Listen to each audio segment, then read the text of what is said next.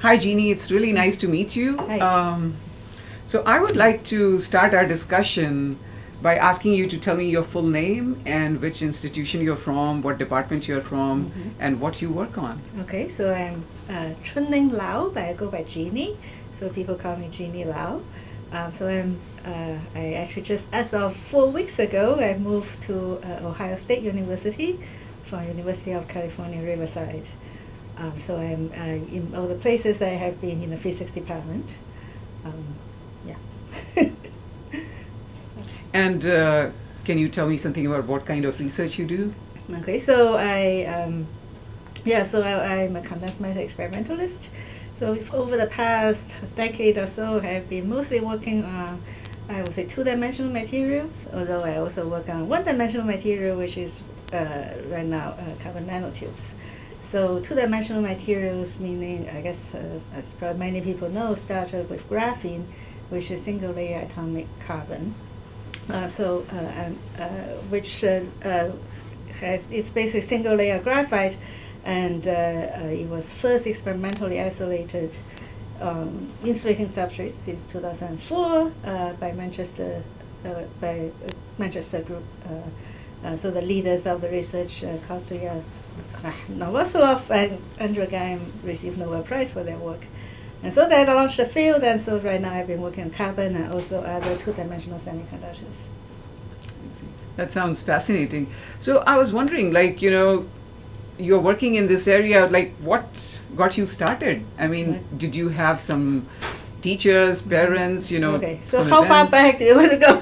Well, you can tell me as far, from as far back as you would like. Okay, so I guess I probably must start in high school.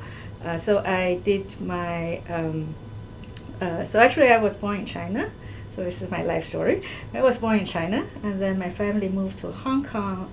So I attended the so-called secondary school, that would be middle school and high school in the U.S., in Hong Kong. I see. So I was actually very much into writing at the time and literature. And I actually did not do well in my first physics class.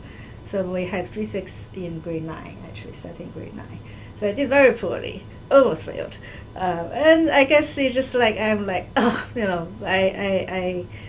think I just don't want to admit I cannot do physics, therefore I started. But did you really enjoy doing physics? At the time, no. I would just try to become good at it because I just can't believe I can't do it. So, but in the process, I just started to, little by little, I started enjoying it. I think what really makes the difference is, I guess, towards maybe the last couple of years of high school. So I think two things have happened. One is I have really great physics teacher. It's very, very inspiring. She always said, oh, you really need to know, in physics you don't really need good memories. You already, if you know this, and this, a few equations, you can derive everything. So I find that fascinating as opposed to other topics which we memorize pages and pages and pages of facts and things. So, and then also another thing is that there are some popular science books I read. I think one is 1, 2, 3 to Infinity, like and more. And then there's another few books by this, he's actually a Chinese astrophysicist, Li Qifang. He's also actually a political activist, so he was a professor at University of Arizona. He passed away in 2012. He wrote, he's an astrophysicist, but wrote a series of great popular science books introducing birth of universe, from Newton to Einstein, and all that. So that's, I think I find those are just, I think that lead me to see the beauty of physics. I think how wonderful it is. You can describe the universe in a few equations. So, okay, at least a rough approximation, but even the fact that you can do that, I find that absolutely amazing, and it's a beautiful thing. So that's I think that happened, and then I decided to major in physics when I go to college. That's wonderful. I mean, so where did you go to college and where did you go to grad school? So I went to college at University of Chicago. Okay. In fact, actually, I received full scholarship for that. Wow. But really at the great. time, they also asked me to major in economics. So it's part of the condition of the scholarship. So you had double major then? No, actually, I wrote a long letter to the office of the scholarship asking if I can switch my major to physics. So then they said okay. So Oh, that's good. I see. so that was very nice. Yeah.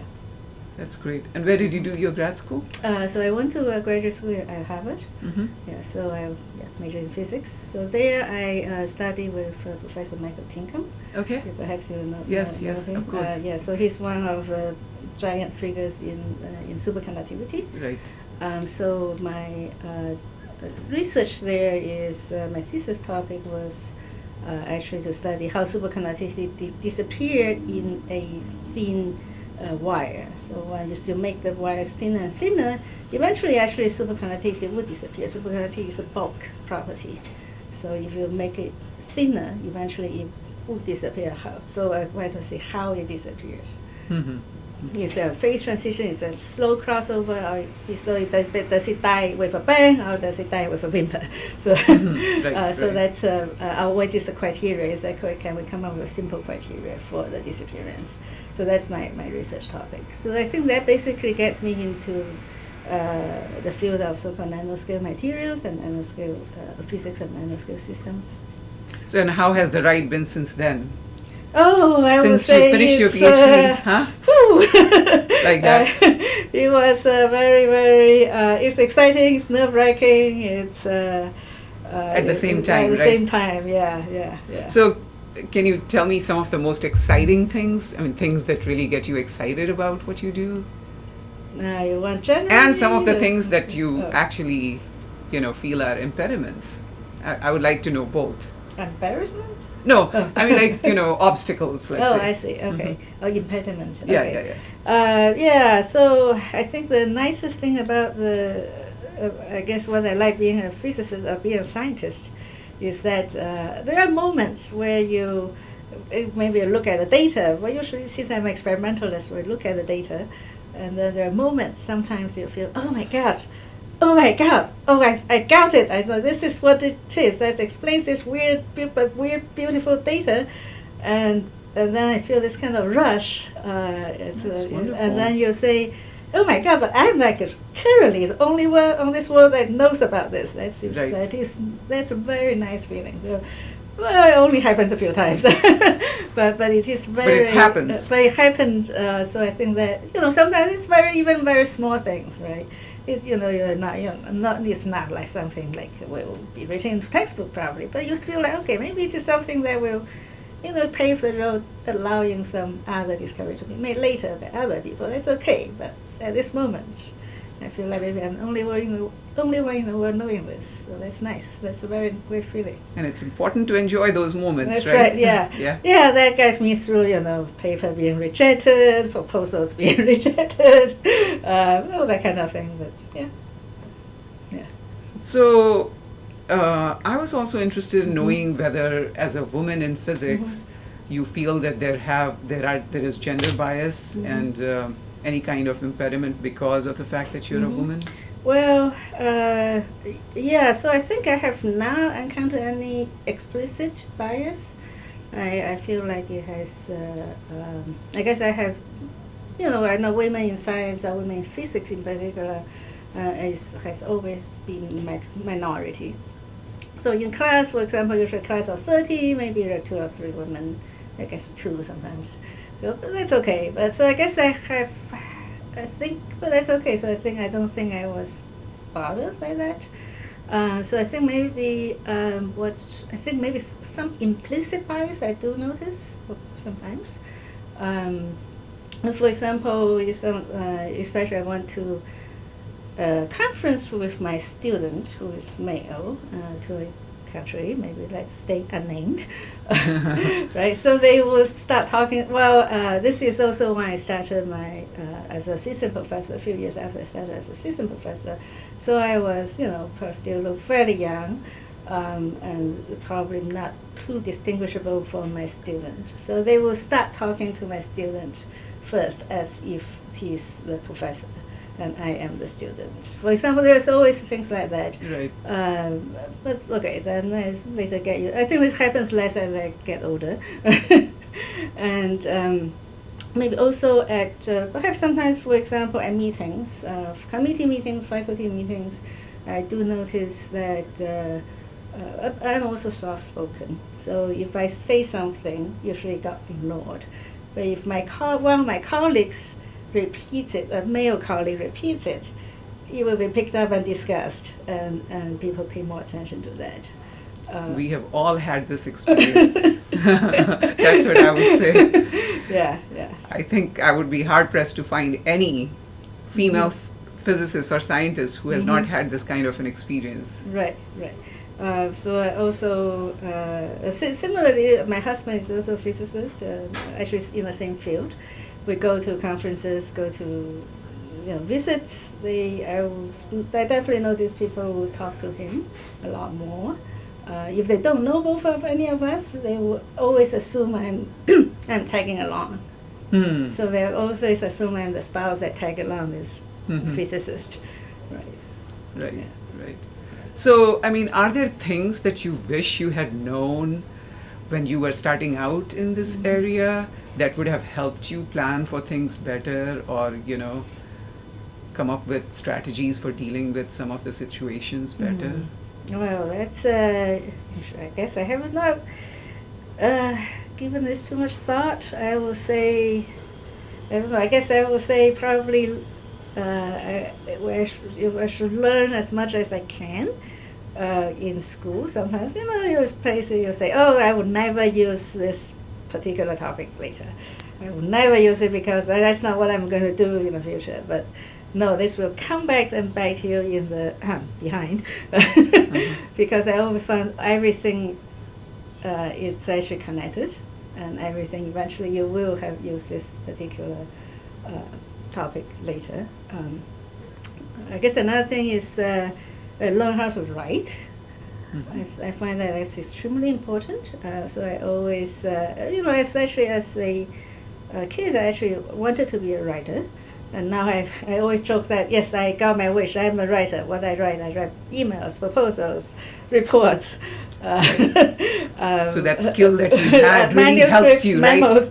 right? So writing is extremely important. Actually, I would say that's what they call, sometimes called grantsmanship, or how to present a story, how to communicate your finding to people in an interesting way. I'm still struggling to learn this, I think, but that's the thing that is extremely important skill. And I guess even oral communication skills is very important. Oral communication and writing, yes, exactly. I think making presentation, how to get your ideas across in an interesting way, and I think that's extremely important.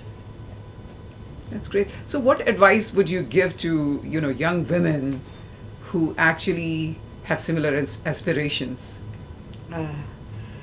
I will just say go for it. Go where your heart is. Go. So when I decided to major in physics, I think so. I was in Hong Kong at the time. I do have, like, for my parents and a lot of my friends, my friends' parents. A lot of them say, why major in physics? You should major perhaps in law, medicine. Oh, some of them say, why major in physics? Go get a degree in literature and marry off to a good family. Right, that's a lot of, I do feel a lot of people say that to me. So I will just ignore them. Just ignore them. Go where your heart is. I think that's really most important. You need to have, I would say, in research or in physics, you do really need to have the interest. But if you are interested, you feel where your passion is, that that will help you. Actually, you need that to overcome all the obstacles and make everything work well.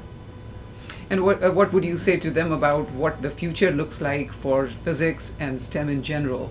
Oh, I think it's great. It has been really interesting.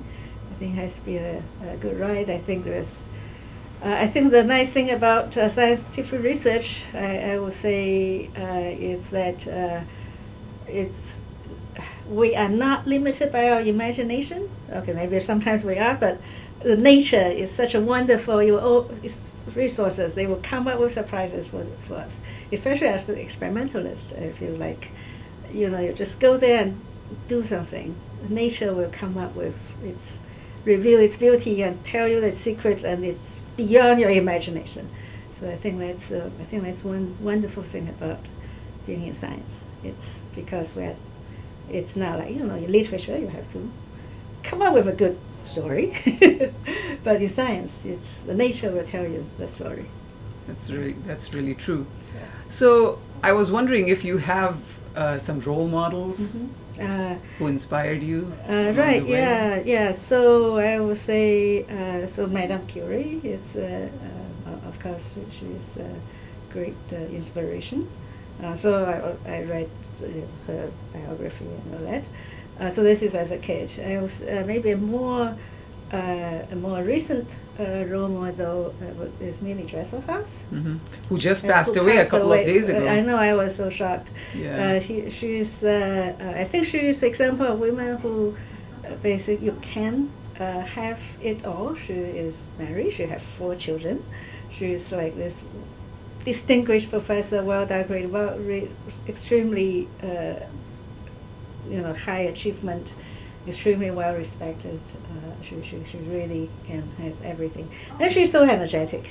I think even just I think last year I saw her at a conference. She was so energetic. She always there asking questions. She's flying everywhere. So I was always amazed by her energy and by her accomplishment. And she's also such a motherly figure, I think, to all the younger scientists, especially young female scientists. I think that has been wonderful. So what do you think about work-life balance in physics as a faculty? I think it's not good.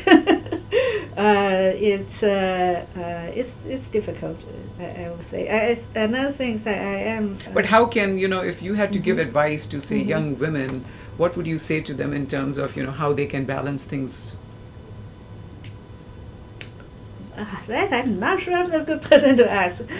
So I married a physicist, so we are very understanding of each other's schedules and workload, and sometimes we joke that we have to go to conferences to see each other. So in that sense, I would say it has not been easy. But so I think you just have to. For example, people like Susan, I think really did it really well, right? Susan Fullerton, yeah. And I think Millie Dresselhaus did it really well. Millie Dresselhaus, one of the things that she says is that actually more women should be in physics or science in general, because she thinks that it's a good profession for them. So somehow she thinks that it should not be very difficult to balance family and work. Wow, physics. That's interesting. So, because that was one of the things that she often said. I see. So, oh, wow. just, because the question is, like, in other areas, is it easier than it is in physics? Or do you think that, I think physics in general just has been difficult, right? It is very, very demanding. But I guess one good thing about being a faculty is that your time is more flexible.